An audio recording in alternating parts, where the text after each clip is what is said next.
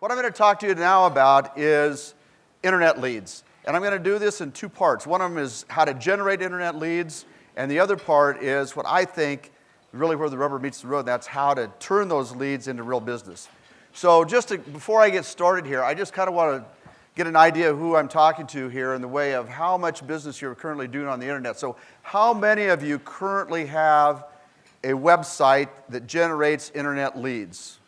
Buyers and sellers, quite a few, okay?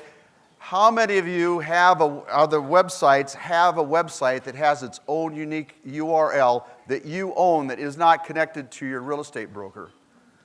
Impressive. You know what? That's the most hands I've ever had come up in a group, ever. That's unbelievable. Okay, so how many of you are actually currently doing business on the internet? How many of you closed a transaction from an internet lead last year? Wow, that's unbelievable. How many of you closed between 1 and 10 last year? Raise your hands. How many 10 to 20? How many of you 20 and more?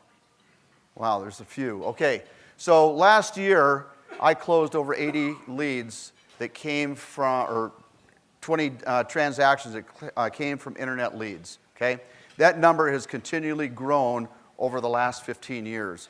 Next year, I'm guessing we're going to close well over 100 because, number one, the number of people that are looking for information about real estate on the internet continues to climb, and we're getting better and better at being able to connect with those people that are on the internet looking for properties and looking for information about the real estate market, information on their current home they live in, all the things that they're on the internet looking for. So consumers have really changed, and we know that 10 years ago, if we were going to travel across the country or go on a vacation, what did we do? We called a travel agent, right? And the travel agent arranged everything for us. How many of us still do that today? We don't, do we? Because we go on the internet and we find out all the information on flights, hotels, the destination,